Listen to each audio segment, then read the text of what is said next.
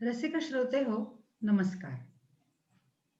आजचा हा कार्यक्रम बघणाऱ्या समस्त रसिकजनांचे मी भैरवी देशपांडे, मीच माझा मोर या कार्यक्रमात सहर्ष स्वागत करते. मंडळी, कार्यक्रमाचं नाव निश्चितच तुम्हा सर्वांचा उत्साह वाढवणारं असं आहे. कदाचित प्रश्नही पडला असेल की नेमकं काय आहे आजच्या या कार्यक्रमात. तर विदर्भातील सुप्रसिद्ध ज्येष्ठ कवी श्री प्रशांत असणारे सर यांच्या कवितांच्या सादरीकरणाचा हा कार्यक्रम. कार्यक्रमाचं शीर्षक हे त्यांच्या पुस्तकाच्या शीर्षकावरच आधारलेलं आहे आणि ते आहे मीच माझा मोर. सुंदर कल्पना आहे. खरं म्हणजे रविवारची संध्याकाळ मनाला थोडीशी हुरहुर लावणारी, उद्यापासनं परत आठवडा सुरू होणार याची जाणीव करून देणारी अशी असते आणि ती कधी संपूच नये असं वाटत असतं. आपल्यासोबत अशा क्षणी जर का काही हळव्या, सुंदर अशा कविता आल्या तर ती संध्याकाळ किती रमणीय, प्रेक्षणीय आणि कायमची स्मरणात राहणारी होईल, विचार करा. तर असाच हा एक सुंदर कार्यक्रम आम्ही तुमच्या समोर सादर करीत आहोत. काय असते हो कविता? हा प्रश्न प्रत्येकालाच कधी ना कधी पडतो. मी तर म्हणेन की माणसाच्या मनात दाटलेल्या भावना व्यक्त होण्याचं माध्यम म्हणजे कविता. आणि हे व्यक्त होणं ज्याला ज्याला जमतं ती व्यक्ती अत्यंत भाग्यवान. तर अशाच एका भाग्यवंत कवीच्या कवितांचा हा कार्यक्रम आहे. माणसाच्या मनात अखंड शब्दांचं कारंज थुई थुई नाचत असतं. विशेषतः त्या सगळ्यांच्या मनात जे कवी असतात, जे लेखक असतात, ज्यांच्यावर त्या वागेश्वरीचा वरदहस्त असतो. त्यांच्या मनात केवळ शब्दांचं कारंजच थुई थुई नाचतं असं नाही, तर कल्पनांचे मोरही पिसारा फुलवून नाचत असतातच. मंडळी, हा इतका सुंदर कार्यक्रम कोण सादर करतंय आपल्या समोर? तर आपल्या दोघी जीवश्च कंठश्च अशा सख्या मी तुम्हा सर्वांना परिचित करून देऊ इच्छिते माझ्या या दोन जिवलग सख्यांशी. मधुमतीजी वऱ्हाड पांडे, आपलं स्वागत नमस्कार. आहे. नमस्कार. नमस्कार. त्याचप्रमाणे आपल्या सगळ्यांच्या परिचयाचा एक चेहरा, तो म्हणजे डॉक्टर सुमेधाजी हर्षे. सुमेधाजी, आपलंही स्वागत. तर या दोन सखी आज आपल्या समोर प्रस्तुत करणार आहेत काही कविता.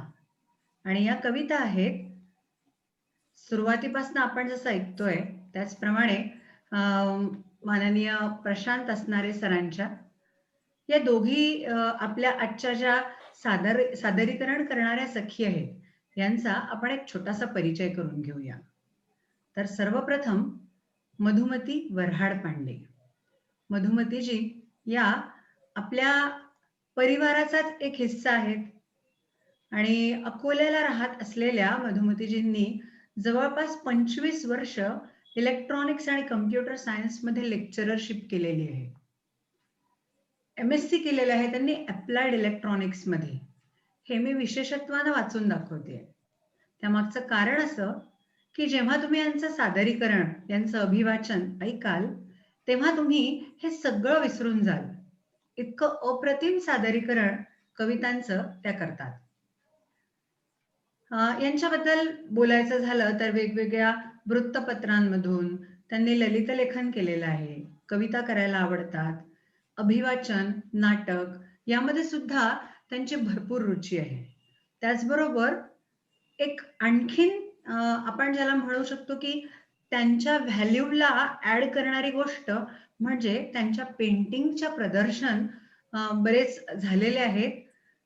त्यानंतर त्यांनी काही सोलो शोज, काही ग्रुप शोज केलेले आहेत. तर अशा या हरहुन्नरी मैत्रिणीचे आपण आज इथे आनंदानं स्वागत करूया. मधुमतीजी, पुनश्च एक वार तुमचे मनपूर्वक स्वागत. यानंतरचं धन्यवाद. दुसरं नाव म्हणजे सुमेधाजी हर्षे. मंडळी, मला पूर्ण पूर्ण जाणीव आहे या गोष्टीची की सुमेधाजींचं व्यक्तिमत्व हे अत्यंत बहुआयामी असं व्यक्तिमत्व आहे. त्यांच्या पुस्तकाचं प्रकाशन असो किंवा त्यांची आपण मध्यंतरी घेतलेली मुलाखत असो, या सगळ्या गोष्टींमधून आणि त्यांच्या वेगवेगळ्या कवितांमधून, त्यांच्या वेगवेगळ्या सादरीकरणांमधून त्या आपल्याला आता उलगडत जात आहेत. आणि हे एक हरहुन्नरी व्यक्तिमत्व आपल्या परिवाराला जोडलं गेलंय, याचा आपल्याला आनंदच आहे. मी आज मुळीच असं काहीही करणार नाहीये. माझ्याकडे सुमेधाजींचा खूप छान असा परिचय आहे. पण आज मी तो तुम्हाला नक्कीच करून देणार नाही. कारण त्यांनाही आपण त्यांच्या सादरीकरणातून जाणून घेतलं, तर ही त्यांच्यासाठीही आणि आपल्यासाठीही तितकीच आनंददायी अशी गोष्ट असणार आहे. तेव्हा या दोघी सख्यांना आपण आमंत्रित करूया. या दोघी सख्यांचं आपण खूप खूप स्वागत करूया. सुमेधाजी, आता तुम्ही आम्हा सगळ्यांना इतक्या घनिष्ठ झालेल्या आहात किंवा इतक्या छान पद्धतीनं परिचित झालेले आहात की आम्हाला सगळ्यांना आता माहिती आहे की तुम्ही एक फिजिओथेरपिस्ट आहात. पण त्याही पेक्षा आम्हाला तुमचं फिजिओथेरपिस्ट हे रूप बघण्याची वेळ कुणावरही येऊ नये, आमच्यापैकी कुणावरही येऊ नये अशी कामना करू. पण तुमच्यातला जो एक कलाकार आहे, तुमच्यामध्ये एक जी एक कवयित्री दडलेली आहे, तुमच्यामध्ये एक उत्तम सादरीकरण करणारी अभिनेत्री दडलेली आहे, हिला मात्र आम्हाला वारंवार भेटायला आवडेल आणि ती भेट अशीच घडत राहील. या कामनेसह मी तुमचंही मनपूर्वक स्वागत करते. धन्यवाद मॅडम. मंडळी, आपण हा जो कार्यक्रम आज बघणार आहोत, ऐकणार आहोत, खरं म्हणजे आजचा कार्यक्रम जितका दिसायला देखणा तितकाच तो श्रवणीय असणार आहे. कारण आपण ऐकणार आहोत कविता. कविता ऐकवणं ही जशी एक कला आहे, तसंच कविता ऐकणं हे सुद्धा एक फार मोठी कला आहे. आपल्यापर्यंत पोचणारे शब्द जर हृदयापर्यंत उतरू शकले नाहीत, तर मग ती कविता आपण ऐकलीच नाही असं म्हणावं लागतं. कविता सादरीकरण करताना अत्यंत महत्वाची असते ती त्या कार्यक्रमातली संहिता. आणि इथे मी अत्यंत मनापासून ऋणी आहे किंवा मी आभार व्यक्त करेन माननीय श्री भालचंद्रजी उखळकर सर, ज्यांनी आजच्या या कार्यक्रमाची संहिता लिहिलेली आहे. अनेक मराठी मासिकांमधून भरपूर लिखाण केलेले, वेगवेगळ्या मराठी नाटकांमधून अभिनय केलेले, स्वतः एक अत्यंत उत्तम लेखक आणि दिग्दर्शक असलेले उखळकर सर यांचा या कार्यक्रमात आपण उल्लेख करायलाच हवा. कारण त्यांच्या मदतीशिवाय किंवा त्यांच्या संहितेशिवाय आजचा हा कार्यक्रम इतका सुंदर, इतका देखणा होणं शक्यच नाही. या गोष्टीची जाणीव आपल्या सगळ्यांना आहेच आणि म्हणूनच कार्यक्रमाच्या सुरुवातीला आपण त्यांच्या प्रती एक ऋण व्यक्त करीत आहोत. आजच्या या कार्यक्रमातून आपण ऐकणार आहोत अत्यंत सुंदर अशा कविता. आणि या कविता लिहिणारे जे कवी आहेत ते आहेत प्रशांत असणारे सर. मंडळी, प्रत्येक कवीची स्वतःची अशी एक शैली असते, स्वतःचा असा एक विचार असतो. आणि आज आपण प्रशांतजींचा विचार या कार्यक्रमात ऐकणार आहोत. माझ्याकडे त्यांची सगळी पुस्तकं, मी स्वतःही व्यक्तिशः त्यांची एक फार मोठी प्रशंसक आहे, फॅन आहे आणि त्यांची सगळी पुस्तकं माझ्या संग्रही आहेत. हे बघा, हे त्यांचं नुकतंच आलेलं पुस्तक वन्स मोर. मी माझ्या दोघी मैत्रिणींना या कार्यक्रमाची सूत्र घेण्यासाठी आमंत्रित करण्यापूर्वी या कवितेच्या शेवटच्या पानावर थोडीशी थबकले आणि तिथे लिहिलेल्या ओळी मात्र मलाही वाचण्यासाठी बाध्य करणाऱ्या अशा ओळी आहेत. आनंदाचे असोत वा दुःखाचे, पापणीशी आलेले अश्रू पुसू नयेत किंवा अडगू नयेत कधीच. घरंगळू द्यावे त्यांना थेंब थेंब आपल्या पापण्यांवरून गालावर, अन गालावरून मनावर. आपल्या मनातल्या मनस्वी मोराला बेभान होऊन नाचण्यासाठी तेवढंच पाणी पुरेसं असतं. वा, काय सुंदर ओळी आहेत. आणि मला वाटतं कुठल्याही कवीचा परिचय हा त्यानं काय शिक्षण घेतलंय, त्यानं कुठं नोकरी केली आहे, तो कुठे राहतो, त्यानं किती पैसा कमवलाय, या गोष्टींवरून कधी होऊ शकतच नाही. त्याचा परिचय करून देणाऱ्या असतात त्या त्याच्या कविता, त्या त्याच्या ओळी. जाणून घेऊया प्रशांत असणारे सरांना या कार्यक्रमाच्या माध्यमातून. मीच माझा मोर. तेव्हा आता पुढे मी कार्यक्रमाची सूत्र माझ्या या दोन्ही गुणी अशा सखींकडे सोपवते आहे, आमंत्रित करते आहे, माननीय मधुमतीजींना आणि माननीय सुमेधाजींना. तुम्ही आता कार्यक्रमाला सुरुवात करावी. धन्यवाद. धन्यवाद भैरवीजी. सुरुवातीला सादर करते आहे मीच माझा मोर या संग्रहातली असणारे सरांची एक कविता. माझ्या खिशातला मोर. माझ्याजवळ माझ्या खिशात नेहमी एक मोर असतो. माझ्याजवळ माझ्या खिशात नेहमी एक मोर असतो. पण माझ्या खिशातला हा मोर साधा सुद्धा मोर नाही, शिकवलेला मोर आहे. कधी मधी उदासलं किंवा मनावर काळे ढग दाटून आले की हा शिकवलेला मोर खिशातून आपोआप बाहेर येतो, देहभर पिसारा फुलवतो आणि नाचतो मनसोक्त मनमुराद. त्याला नाचताना पाहून मुसळधार पाऊस पडतो, उदास काळे ढग निघून जातात आणि माझं मन पुन्हा शुभ्र होतं, निरभ्र होतं. एक गंमत सांगू, असाच एक मनकवडा मोर तुमच्याही खिशात आहे. असाच एक मनकवडा मोर तुमच्याही खिशात आहे. फक्त तुम्ही त्याला नाचणं शिकवायला हवं. फक्त तुम्ही त्याला नाचणं शिकवायला हवं. वा, खूप सुंदर. नव्या जाणीवेचे तरुण कवी अकोल्याचे प्रशांत असणारे सर यांची ही कविता. त्यांच्या मनाची जडणघडण आपल्या समोर उलगडणारी. लहान मुलांच्या खिशांमध्ये फुलपाखरं सापडू शकतात, पण खिशात शिकवलेला मोर ठेवणारा हा कवी यासम हाच. असणाऱ्यांचा हा मनकवडा मोर त्यांची मनस्थिती ओळखून वागतो. त्यांच्या मनाच्या अस्वस्थ, उदास, निराश अवस्थेत खिशातून बाहेर येऊन पिसारा फुलवून नाचतो आणि मनावरचं सारं मळब नाहीसं होऊन मन पुन्हा एकदा स्वच्छ, निरभ्र होतं. आशेचे, उत्साहाचे, उल्हासाचे स्वच्छ प्रकाश किरण मनाचं अंगण लख्ख करतात आणि मग त्या मोराच्या पिसाऱ्यासारखेच आयुष्याचे, माणसांचे, नात्यांचे आणि निसर्गाचे मनोहरी रंग उलगडून दाखवणाऱ्या कविता असणाऱ्यांच्या लेखणीतून कागदावर उतरू लागतात. हा मोर ही फक्त प्रतिमा नाही, ते एक प्रतीक आहे.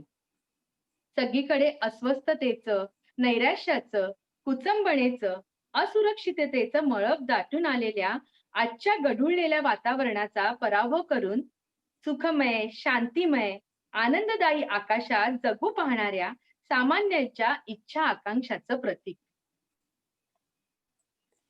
पण हा मोर आणि ज्या खिशात हा मोर बसला आहे तो खिसाही आपल्याला सहजासहजी दिसत नाही. त्यासाठी ह्या कवीच्या मनाची वाट धुंडाळावी लागते. त्यांच्या मनाच्या अगदी आतल्या कप्प्यात हा मोर दडलेला आहे हे समजून घ्यावं लागतं. तरच ते म्हणतात तसं आपल्यालाही आपल्या जवळचा मोर सापडेल.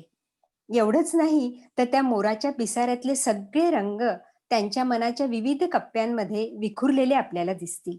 आणि त्यांच्या पहिल्या कविता संग्रहाचं मीच माझा मोर हे शीर्षक सार्थ आहे हेही पटेल. जसजशा आपण त्यांच्या कविता वाचत जाऊ तसतसं आपल्याला कळत जाईल की हा कवी केवळ शाब्दिक बुडबुडे सोडणारा कवी नाहीये, केवळ लिहायच्या म्हणून कविता लिहिणारा आणि त्या कवितांनी डायरीची पानं भरणारा कवी हा नाही आहे. तर कवितेला जगण्याचं अविभाज्य अंग समजणारा आणि त्याच भावनेने भोवतालच्या माणसांना सामोरं जाणारा हा कवी आहे हे आपल्याला उमगत जाईल. तुमच्या समोर सादर करते आहे त्यांची एक नितांत सुंदर कविता, जिवंत कविता, अर्थात डायरीची 32 पानं. डायरीची 32 पानं लिहिल्यानंतर आज मला कळतंय की डायरीत लिहायच्या नसतात कधी कविता. लिहायचीच असेल तर आयुष्यात माणसानं फक्त एकदाच कविता लिहावी. लिहायचीच असेल तर आयुष्यात माणसानं फक्त एकदाच कविता लिहावी आणि तिला संपूर्ण शरीरभर जिवंत उतरवून काढावं. कारण आपल्या कवितेचा एक कागद घेऊन जाता येत नाही आई-वडिलांसमोर. त्यांच्या पायांवर ठेवावी लागते आपल्या मस्तकातली जिवंत कविता. बऱ्याच दिवसानंतर भेटलेल्या भावाला कडकडून मिठी मारताना दोन्ही दंडात पेरावी लागते कविता, उगवावी लागते कविता. दोस्ताच्या पाठीवर थाप मारताना तळहाताच्या रेषेतून झिरपावी लागते कविता. आणि तिच्या डोळ्यात पाहण्याआधी आपल्याही डोळ्यात, तिच्या डोळ्यात पाहण्याआधी आपल्याही डोळ्यात तिच्या कुंकवा इतकी लाल रंगवावी लागते कविता. तात्पर्य इतकंच, डायरीची 32 पानं लिहिल्यानंतर आज मला कळतंय की डायरीत लिहायच्या नसतात कधी कविता, डायरीत लिहायच्या नसतात कधी कविता. सुंदर. कवीच्या अंतर्मनात सुखदुःखाच्या लाटा अविरत उसळत असतात. समोर जे दिसते आहे ते प्रेय आहे की श्रेय, समोरून येणारी सुखे परिपूर्ण आहेत की त्यांना दुःखाचे अस्तर जोडले आहे, हे द्वंद्व त्याच्या मनात सतत सुरू असते. त्यामुळे कविता म्हणजे फक्त कविताच नसते, तो असतो कवीचा आत्मशोध. त्यात आक्रोश नसतो, कडवटपणा नसतो, तर एका दुःख भानाचा प्रत्यय असतो. कविता निर्मात्यालाच खूप काही भरभरून देत असते. त्यातूनच ती फुलते, दरवळते आणि कवीचा जीव हलका हलका होतो, जे कवीचे साध्य असते, साधन नव्हे. तर बघूया ह्याचाच प्रत्यय देणारी त्यांचीच एक मार्मिक कविता. शीर्षक आहे कळत नाही. माझ्यातल्या एकाला एकांत खूप आवडतो. माझ्यातल्या एकाला एकांत खूप आवडतो. तो दारं खिडक्या बंद करतो. तो दारं खिडक्या बंद करतो आणि शांतपणे कविता लिहित बसतो. माझ्यातल्या दुसऱ्याला गर्दी खूप आवडते. माझ्यातल्या दुसऱ्याला गर्दी खूप आवडते. तो कवितेची डायरी घेतो आणि कवी संमेलनाला जातो. हातात कोरा कागद घेऊन, हातात कोरा कागद घेऊन दाराच्या चौकटीत उभा राहून मी मात्र कधीचा एकटाच खेळतोय तळ्यात, मळ्यात, मळ्यात, तळ्यात. कळत नाही एकांताचा अभंग व्हावे, कळत नाही एकांताचा अभंग व्हावे की गर्दीची गझल, एकांताचा अभंग व्हावे की गर्दीची गझल. वा, खूप सुंदर. अशीच त्यांची एक नितांत सुंदर कविता तुमच्या समोर घेऊन आली आहे मी. शीर्षक आहे चष्मा. आयुष्यभर खूप अक्षरं वाचली आणि खूप वाचली छोटी मोठी माणसंही.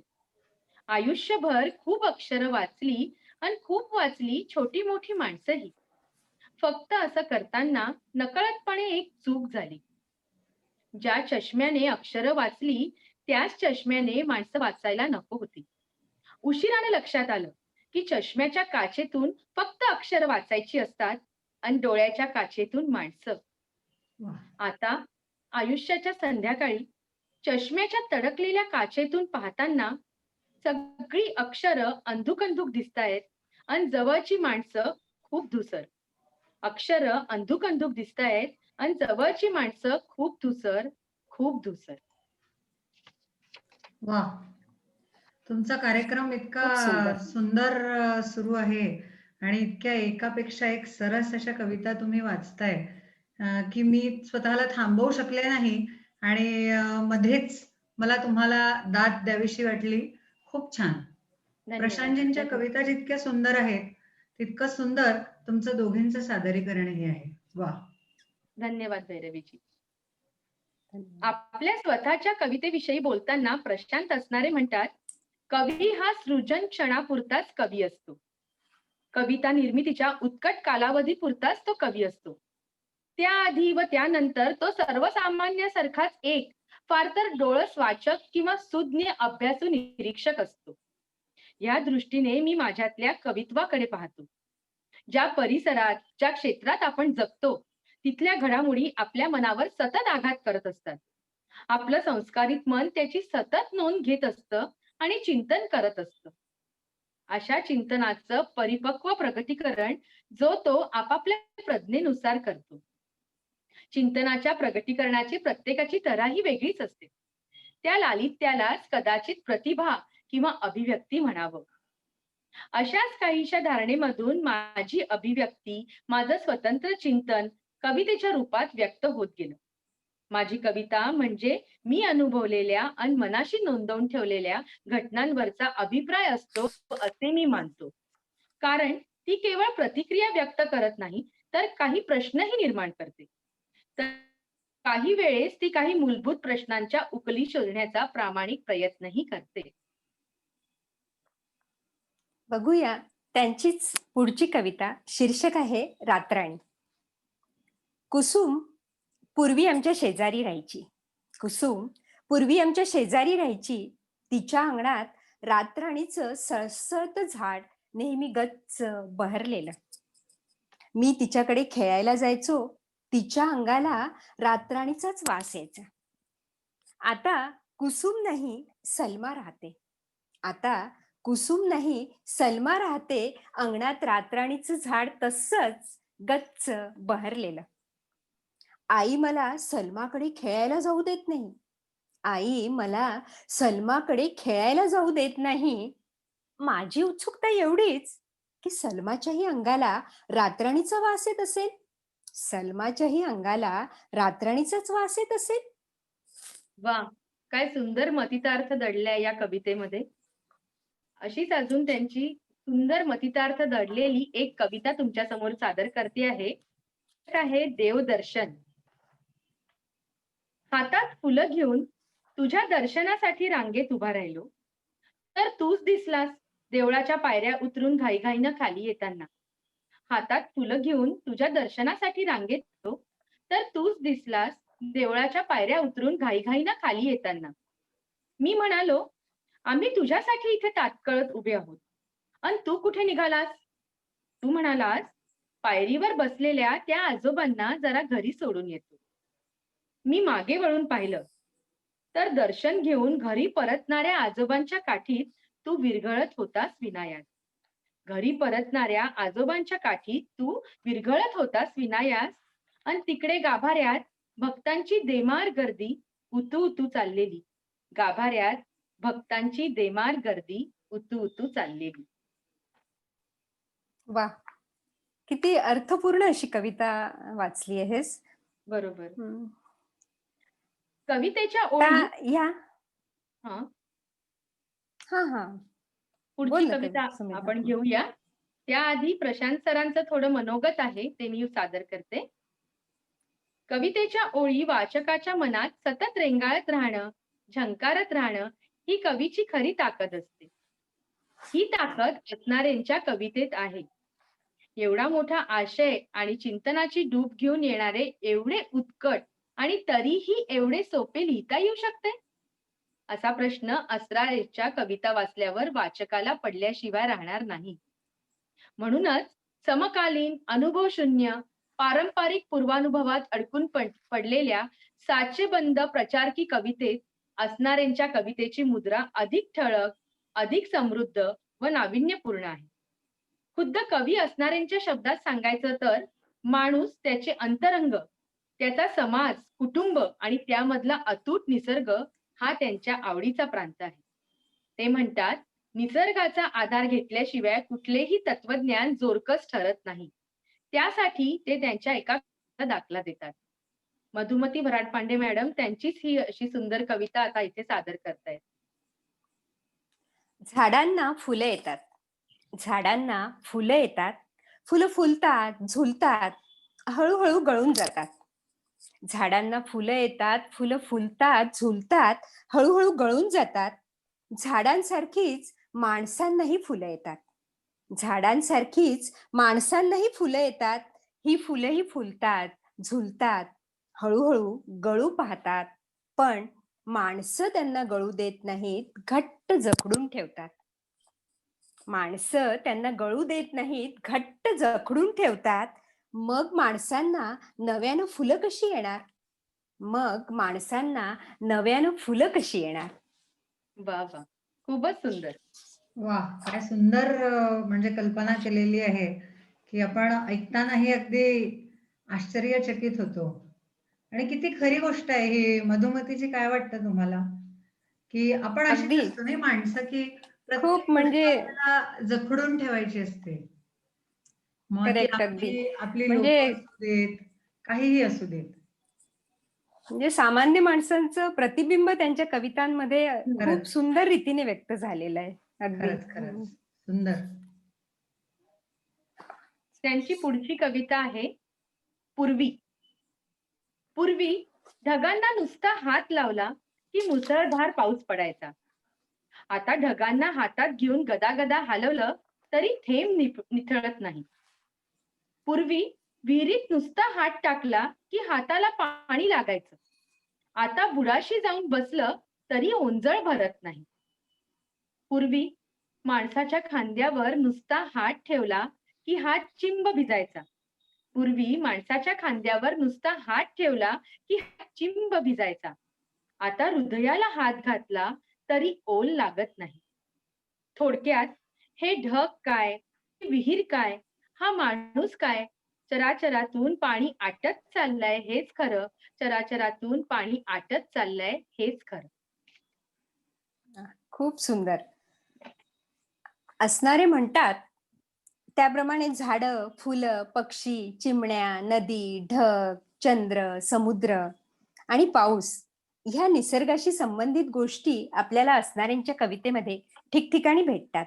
त्यातल्या त्यात पाऊस हा तर त्यांचा वीक पॉइंट.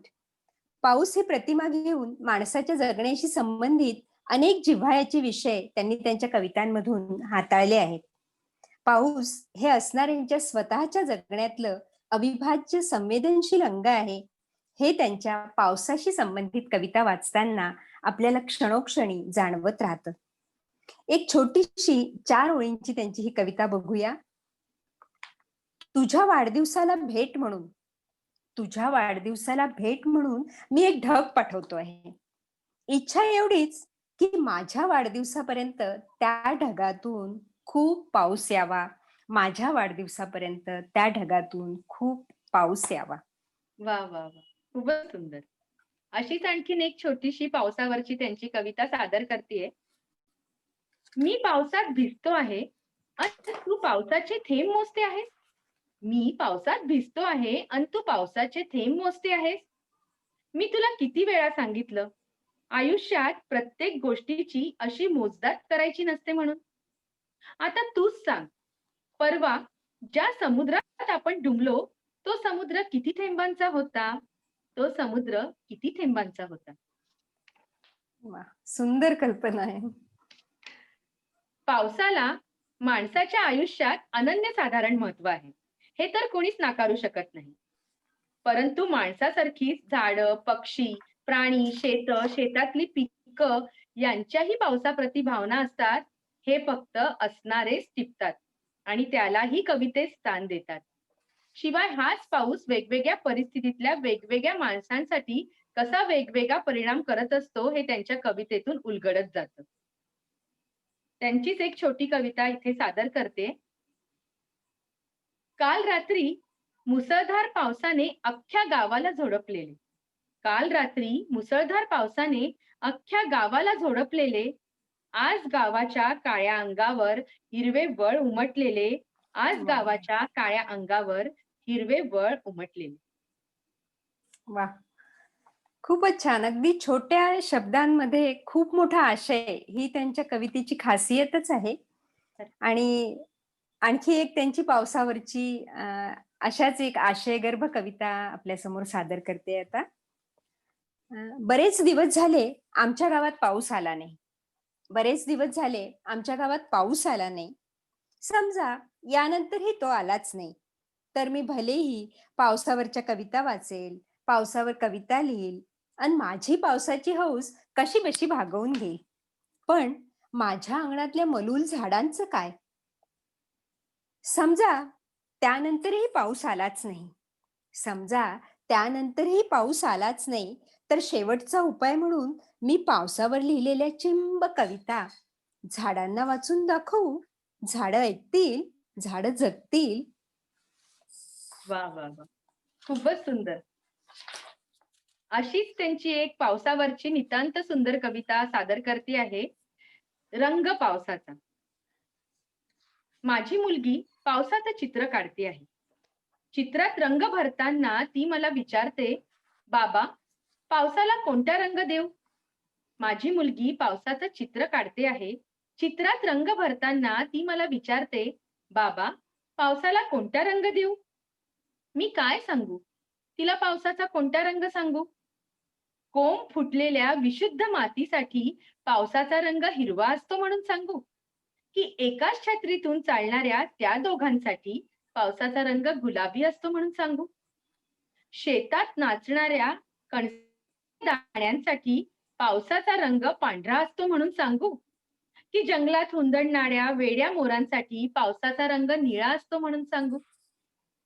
छप्पर उडून गेलेल्या झोपडीतल्या चुलीसाठी पावसाचा रंग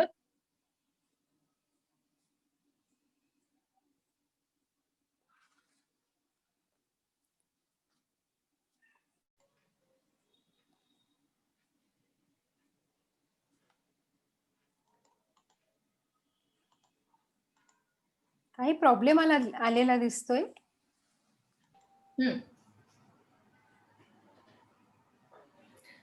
छप्पर उडून गेलेल्या झोपडीतल्या चुलीसाठी पावसाचा रंग काळा असतो म्हणून सांगू? की युद्धात शहीद झालेल्या सैनिकांच्या विधवांसाठी पावसाचा रंग लाल असतो म्हणून सांगू? तुम्हीच सांगा, मी तिला काय सांगू? तिला पावसाचा नक्की कोणता रंग सांगू? तिला पावसाचा नक्की कोणता रंग सांगू? खूपच सुंदर. म्हणजे खूप वेगळ्या कल्पना आहेत त्यांच्या कवितांमध्ये. असणाऱ्यांच्या कवितेचं एक खूप वेगळेपण आहे. आपण सलगपणे कविता वाचत जातो आणि शेवटच्या ओळीवर, कधी कधी शेवटच्या शब्दावर स्तिमित होतो, चकित होतो, थांबतो, विचार करतो आणि पुन्हा पहिल्या ओळीपासून त्यांची कविता नव्यानं वाचायला सुरुवात करतो. कारण कवीने आपल्याला चकवा दिलेला असतो. केवळ एवढेच नाही तर शब्दकळेचे कुठलेही अवडंबर न माजवता वापरलेल्या साध्या सरळ शब्दरचनेतून ते आपल्या आयुष्यावर परिणाम करणाऱ्या गोष्टींवर कवितांमधून भाष्य करत असतात. या वैशिष्ट्यांमुळेच त्यांची कविता दीर्घकाळपर्यंत आपल्या मनात घर करून राहते. बघूया त्यांची अशीच एक छोटीशी कविता सादर करतायत सुमेधा हर्षे. मी हातात चाकू घेऊन उभा राहिलो तर आरशात माझं प्रतिबिंब पडलंच नाही. मी हातात चाकू घेऊन उभा राहिलो तर आरशात माझं प्रतिबिंब पडलंच नाही. मग मी हातात फुलं घेऊन उभा राहिलो. मग मी हातात फुलं घेऊन उभा राहिलो तर आरशात माझं प्रतिबिंब मावलंच नाही. तर आरशात माझं प्रतिबिंब मावलंच नाही. मस्त. सुंदर. आणखी एक अशीच खूप आपल्या रोजच्या जीवनाचं प्रतिबिंब दर्शवणारी एक आणखी सुंदर छोटी कविता त्यांची आहे, ती सादर करते. कवितेचं शीर्षक आहे घरभर. ऑफिसमधून घरी परततो, ऑफिसमधून घरी परततो तर मोगऱ्याचा गजरा लावून बायको घरभर दरवळत असते. अन हातात बंदूक घेऊन मुलगा चौफेर धडधडत असतो. ऑफिसमधून घरी परततो तर मोगऱ्याचा गजरा लावून बायको घरभर दरवळत असते आणि हातात बंदूक घेऊन मुलगा चौफेर धडधडत असतो. कवितेचं पुस्तक मिटवून रात्री उशिरानं झोपताना मी सहज पाहतो तर मघाशी धडधडणारी बंदूक आता दुलईच्या कुशीत शांतपणे झोपलेली. मघाशी धडधडणारी बंदूक आता दुलईच्या कुशीत शांतपणे झोपलेली. उशीखालचा मोगरा मात्र अजूनही दरवळतोय घरभर.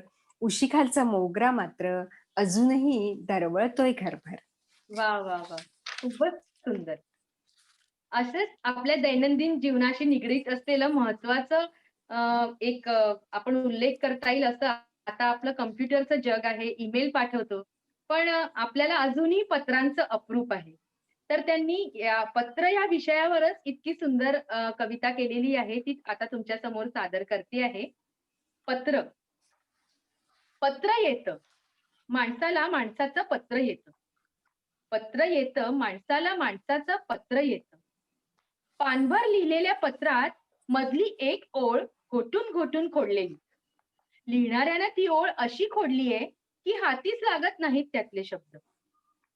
पत्रातला मजकूर वाचताना पत्र वाचणाऱ्या माणसाचं सारखं लक्ष जातं त्या खोडलेल्या ओळीकडे. माणूस पत्र वाचतो, कधी एकदा कधी दोनदा, पण पुन्हा पुन्हा वाचतो ती खोडलेली ओळ. माणूस अस्वस्थ असतो दिवसभर आणि रात्रीही लवकर झोपत नाही. त्याच्या डोळ्यासमोर सारखी रेंगाळत असते आलेल्या पत्रातली खोडलेली ओळ. माणूस उपभोगू शकत नाही आलेल्या पत्रांचा निरामय आनंद. फक्त खोडलेल्या एका ओळीमुळे माणूस उपभोगू शकत नाही आलेल्या पत्राचा निरामय आनंद. फक्त खोडलेल्या एका ओळीमुळे माणसाला आलेल्या आयुष्याच्या पानभर सुंदर पत्राचेही अगदी असेच होते नेमके. माणसाला आलेल्या आयुष्याच्या पानभर सुंदर पत्राचेही अगदी असेच होते नेमके. अगदी खरं आहे.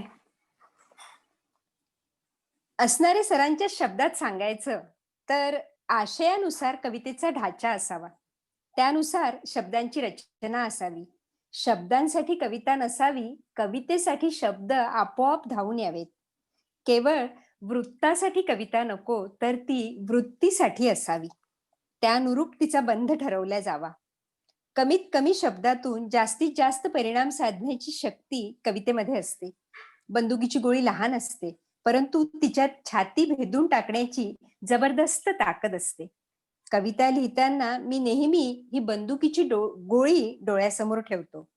त्यामुळे कवितेचा परिणाम अधिक तीव्र होताना मला दिसतो. स्वतःच्या कवितेविषयीचा असणाऱ्यांचा हा दृष्टिकोन त्यांच्या या छोट्याशा कवितेमध्ये खूप यथार्थपणे प्रतिबिंबित झालेला आपल्याला दिसतो. ती कविता आपल्यासमोर सादर करते. मी तुझ्यावर कविता लिहित नाही म्हणून तू नाराज आहेस माझ्यावर. मी तुझ्यावर कविता लिहित नाही म्हणून तू नाराज आहेस माझ्यावर. पण तुझ्या कपाळावरच्या कुंकवाकडे तू कधी पाहिलं आहेस? तुझ्या कपाळावरच्या कुंकवाकडे तू कधी पाहिलं आहेस? नीट निरखून पहा. आयुष्यातली सर्वात मोठी कविता मी तिथेच लिहिली आहे. आयुष्यातली सर्वात मोठी कविता मी तिथेच लिहिली आहे. वा वा, वा खूपच मधुमतीजी, म्हणजे माझ्या ज्या आवडत्या कविता आहेत प्रशांतजींच्या, त्यातली ही सर्वात आवडती कविता असं म्हणायला काही हरकत नाही. खूप खूप म्हणजे सुंदर, स्त्रियांचं विश्व उलगडून दाखवणारी. खरंच खरंच. म्हणजे खूप सुंदर. अगदी कमीत कमी शब्दात किती छान मांडता येऊ शकतं, छान त्याचं उत्तम उदाहरण म्हणजे ही कविता मला नेहमीच वाटते. कविता आहे. आणि ही कविता मला म्हणजे फार फार आवडती अशी कविता आहे. वन्स मोर या पुस्तकात आपण जर बघितलं तर अगदी सुरुवातीलाच आपल्याला ही कविता भेटायला येते. तेव्हा खूप खूप धन्यवाद देते मी तुम्हाला व्यक्तिशः की तुम्ही ही कविता इतकी सुंदर पद्धतीनं इथे प्रस्तुत केली. खूप धन्यवाद. आणि विशेष महत्वाचं म्हणजे असणारे सरांनी आपला दुसरा कविता संग्रह जो आहे तो आपल्या सहचरीला अर्पण करताना म्हणजे अर्पण पत्रिके मध्ये ही कविता त्यांना उद्देशून लिहिलेली आहे. वाचलेलं आहे. त्याच्यामुळे ती आणखी जास्त त्याचं महत्व वाटतं. खरंच बरोबर आहे. त्यांची अजून एक अशी सुंदर कविता इथे सादर करते आहे. शीर्षक आहे आरसा. घाईघाईनं घराबाहेर पडताना स्वतःचा चेहरा निरखून पाहत तिनं आरशाला सहज विचारलं. घाईघाईनं घराबाहेर पडताना स्वतःचा चेहरा निरखून पाहत तिनं आरशाला सहज विचारलं, कसा आहेस? आरसा प्रतिबिंबित होत म्हणाला, ठीक आहे, फक्त ही चौकट तेवढी काढून टाक, गुदमरल्यागत होतंय. फक्त ही चौकट तेवढी काढून टाक, गुदमरल्यागत होतंय. तिनं चौकट काढून टाकली. तेव्हापासून तिचा उत्फुल्ल आकाश चेहरा आरशात कधी मावलाच नाही. तेव्हापासून तिचा उत्फुल्ल आकाश चेहरा आरशात कधी मावलाच नाही. खूपच सुंदर. त्यांची आणखी एक कविता मला फार आवडते, ती आपल्या समोर सादर करते. शीर्षक आहे पोळणं. सकाळी माझ्या उजव्या हातात ताज्या दुधाचा गरम चहा. सकाळी माझ्या उजव्या हातात ताज्या दुधाचा गरम चहा आणि डाव्या हातात ताज्या बातम्यांचं वर्तमानपत्र. मी चहाचा पहिला घोट घेतो. मी चहाचा पहिला घोट घेतो तेव्हा बसतो चटका, पोळते जीभ. हळूहळू विसरून जातो जिभेचं ते पोळणं. इतका पोळतो वर्तमानपत्र वाचता वाचता, इतका पोळतो वर्तमानपत्र वाचता वाचता. वा वा, अगदी खरंय. अशीच एक दुसरी नितांत सुंदर कविता आहे, कात. सकाळी दार उघडलं तर दारात पायरीवर सापाची तुकतुकीत कात, चांगली 2 हात. सकाळी दार उघडलं तर दारात पायरीवर सापाची तुकतुकीत कात, चांगली 2 हात. हळूहळू घरासमोर गर्दी, त्यातही काही दर्दी. कुणीसं म्हणालं, जाळून टाका पुण्य मिळेल. कुणीसं म्हणालं, पुरून टाका धन मिळेल. मी मात्र माझ्याच खोल बिळात अस्वस्थ बेचैन. मी मात्र माझ्यातल्याच खोल बिळात अस्वस्थ बेचैन. माझी भीती एवढीच की दारावर काट टाकून जाणारा हा साप माझ्या घरातून बाहेर गेलाय की बाहेरून आत घुसलाय. हा साप माझ्या घरातून बाहेर गेलाय की बाहेरून आत घुसलाय. खूप छान. म्हणजे प्रत्येक कविताच त्यांची आपल्याला खूप अंतर्मुख करते आणि म्हणजे ती कविता नुसती एकदा वाचून कधीच समाधान होत नाही. आपल्याला आपल्याला ती पुन्हा पुन्हा वाचावीशी वाटते. हे बरोबर त्यांच्या कवितेचे वैशिष्ट्य आहे. बरोबर. त्यांच्याच कवितेबद्दल बोलायचं म्हटलं तर सांगता येईल की स्वभाव विशेषांचे आणि व्यक्तिगत घटनांचे पडसाद इतरांच्याही जगण्यात जसे उमटतात तसे त्यांच्या या कवितेमध्ये ते फार सुंदर रीतीने उमटत असतात. मात्र ह्या सगळ्या पडसादांमध्ये त्यांच्या मनातला मोर जो आहे तो आई, वडील, आजोबा, आजी, मुलगा, बायको, मुलगी अशा सगळ्या नातेसंबंधांमधून खूप काही वेगळ्या गोष्टी टिपतो आणि त्या अगदी साध्या सरळ शब्दांमध्ये मोजक्या ओळींमधून मनाला झोके देणाऱ्या लयीत कवितेच्या रूपात आपल्यासमोर मांडतो.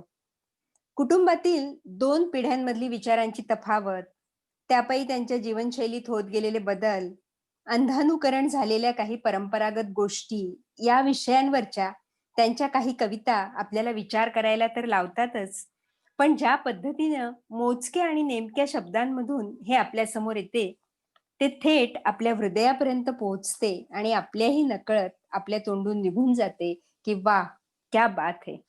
तर अशीच एक त्यांची कविता सादर करतायत सुमेधा हर्षे. चौकटीतलं चित्र हे त्यांच्या कवितेचं शीर्षक आहे. अडगळीच्या खोलीत माळ्यावर मला एक रिकामी चौकट सापडते. कोरीव नक्षीकाम केलेली, बहुधा ती वडिलांची असावी. अडगळीच्या खोलीत माळ्यावर मला एक रिकामी चौकट सापडते. कोरीव नक्षीकाम केलेली, बहुधा ती वडिलांची असावी. त्या चौकटीत मावेल इतकं एक चित्र मी मुलाला काढायला सांगतो.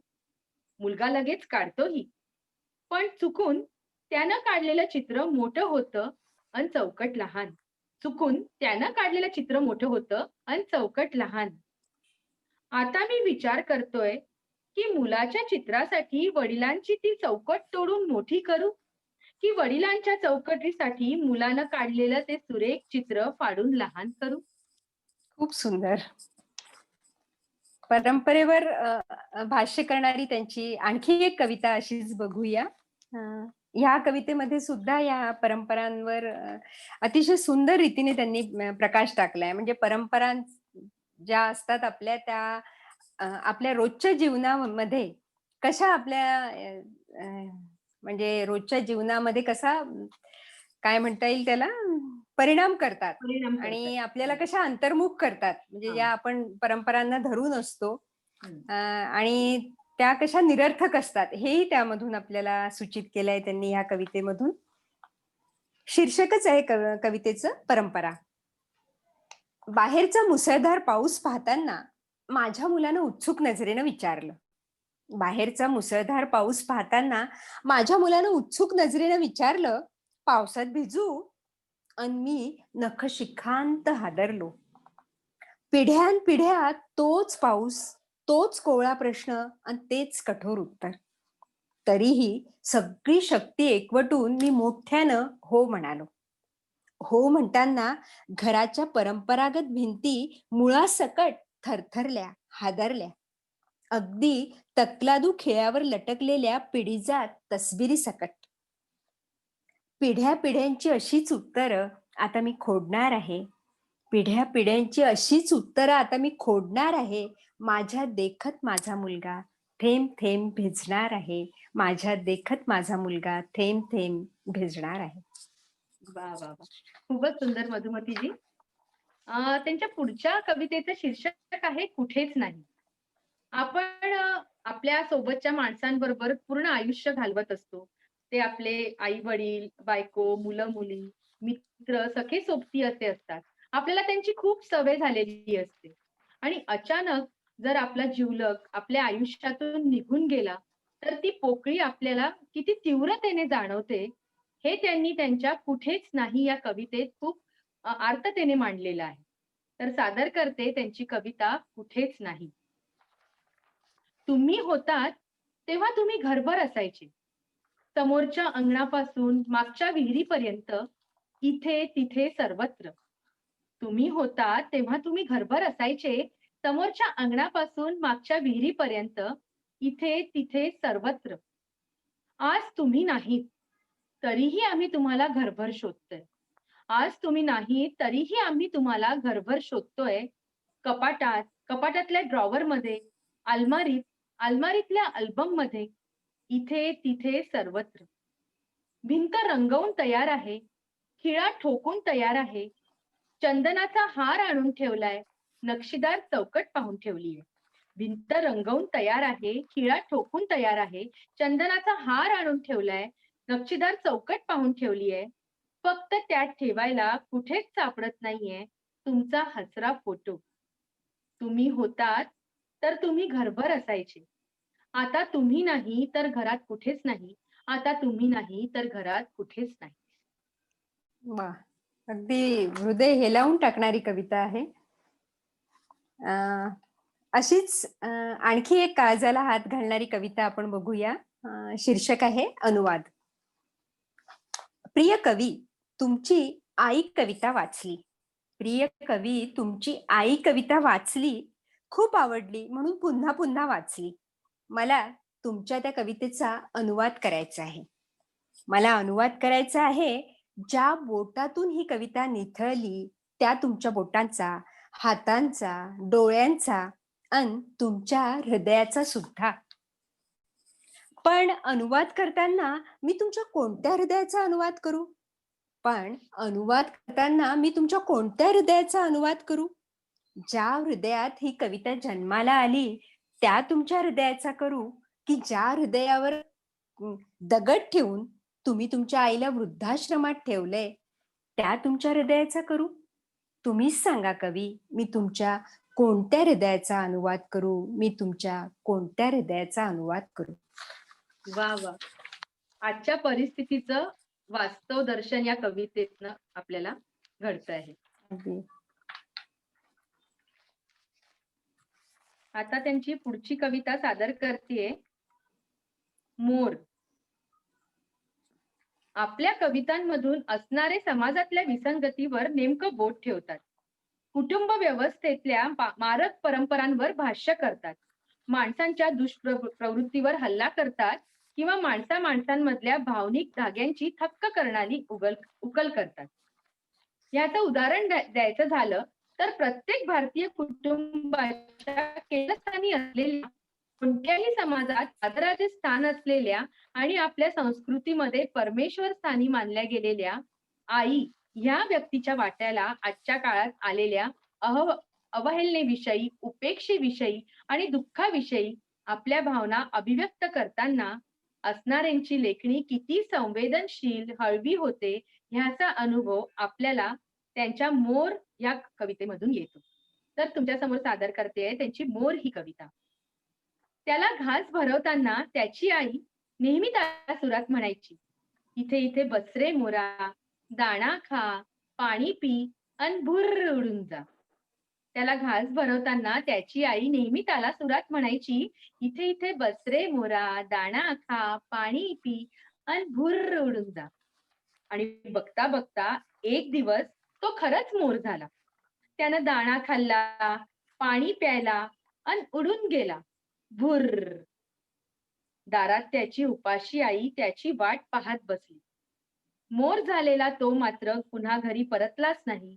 मोर झालेला तो मात्र पुन्हा घरी परतलाच नाही. वा, खूप सुंदर.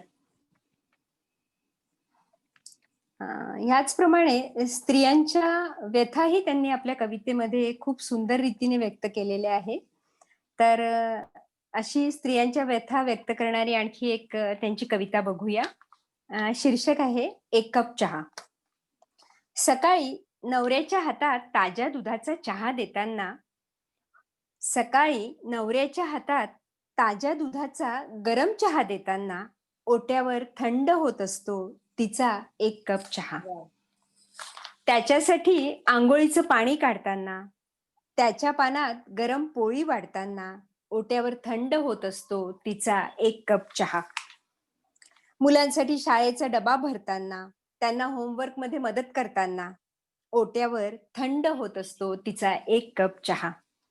सासऱ्याला औषध देताना, सासूबाईंना वर्तमानपत्र वाचून दाखवताना ओट्यावर थंड होत असतो तिचा एक कप चहा. थकून भागून रात्री झोपताना गरम झालेली ट्यूबलाईट विझवताना तो तिला विचारतो, तू अशी थंड का? थकून भागून झोपताना गरम झालेली ट्यूबलाईट विझवताना तो तिला विचारतो, तू अशी थंड का? तेव्हाही ओट्यावर थंड होत असतो तिचा एक कप चहा, तिचा एक कप चहा. वा, वा वा, काय खूपच सुंदर सुंदर. लिहिलंय. म्हणजे अगदी प्रत्येक स्त्रीच्या मनातली भावना व्यथा. हम्म. या कवितेतनं व्यक्त होते. म्हणजे आपण जर का असा विचार केला की हा एक कप चहा हे कुठेतरी एक रूपक म्हणून वापरलं आहे इथे, वापरलेला आणि आहे. असंच होत असतं दिवसभराच्या आपल्या जबाबदाऱ्या पूर्ण अगदी बरोबर. आपल्या कामांच्या रगाड्यातून तो कुठेतरी एक कप चहा ती विसरून गेलेली असते की आपण स्वतःसाठी केला होता. खूप छान, Correct. खूपच उत्तम अशी ही कविता होती. आनंद देऊन गेली फार. खरंय, खरंय. चालेल.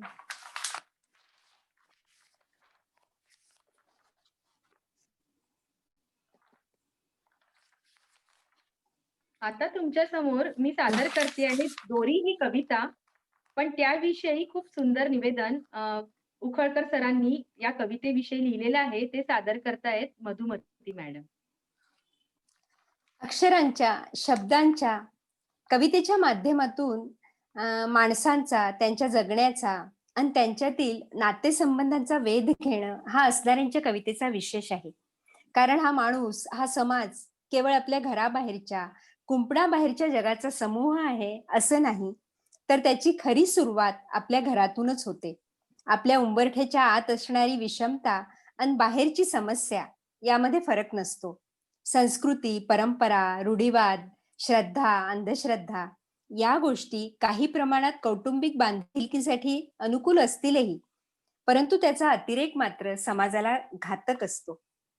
प्रत्येक घरातल्या स्त्रीचं जगणं, त्या स्त्रीचा होणारा मानसिक कोंडमारा, 2 पिढ्यांच्या वैचारिक विषमतेमध्ये आणि त्यापायी निर्माण झालेल्या दरीमध्ये तिची होणारी कुचंबणा, ओढाताण, घुसमट या विषयाकडे असणारे जास्त जिव्हाळ्याने बघतात. कवितेमध्ये हा विषय हाताळताना ते खूप संवेदनशील होतात.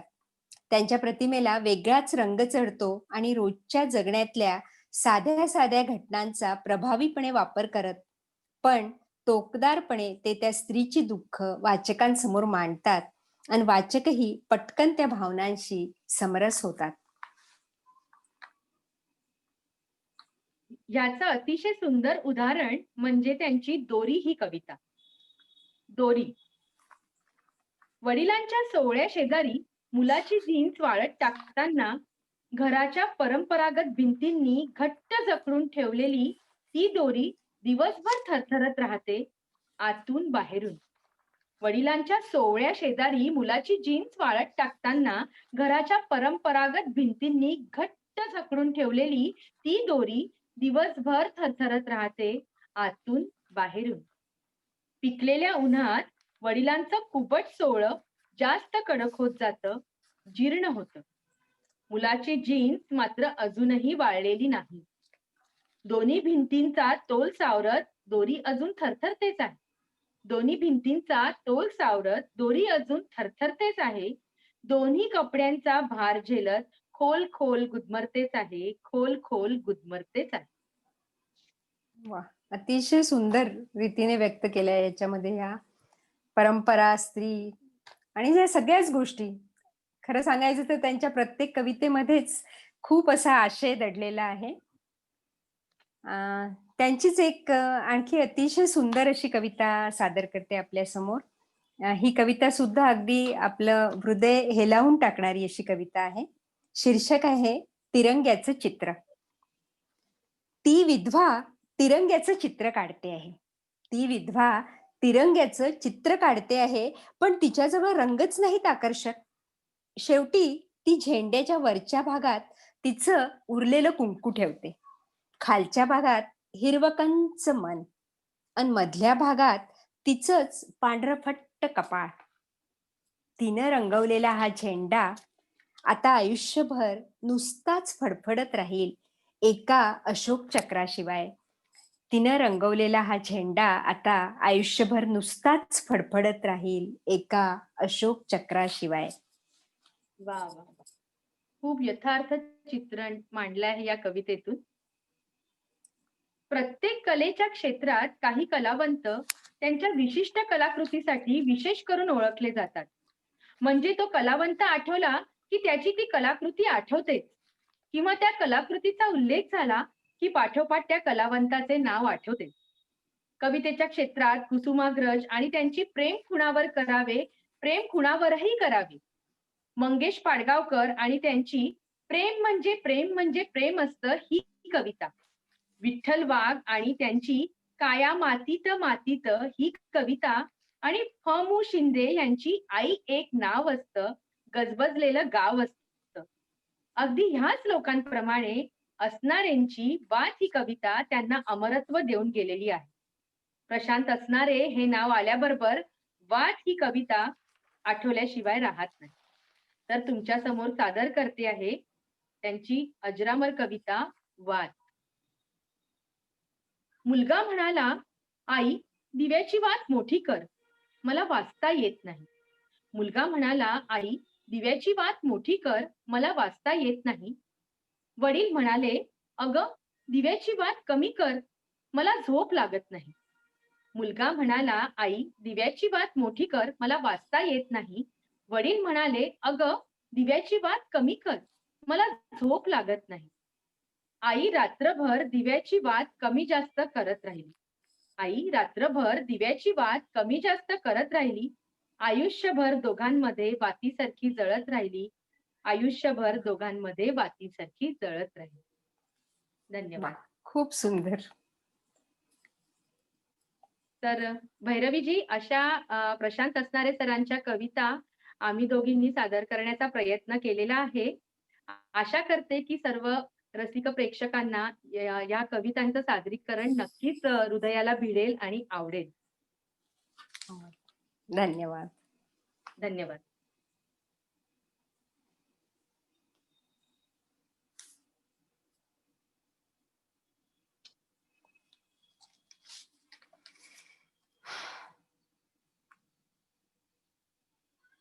नाही थांब.